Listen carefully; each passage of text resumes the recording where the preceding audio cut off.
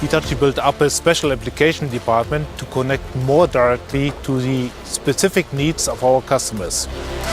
A good example is the 225 USR, which is built as a short radius machine, so especially prepared for narrow job sites. It's equipped with a two-piece boom for demolition, which can also be used for digging jobs.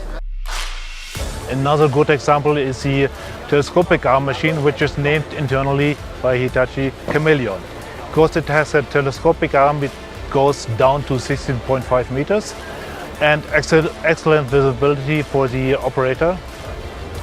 A big point on that machine is the short cycle time. Compared to a rope excavator, it is twice as productive. Finally, I would like to point out that we have the widest range of super long front machines available than any other competitor.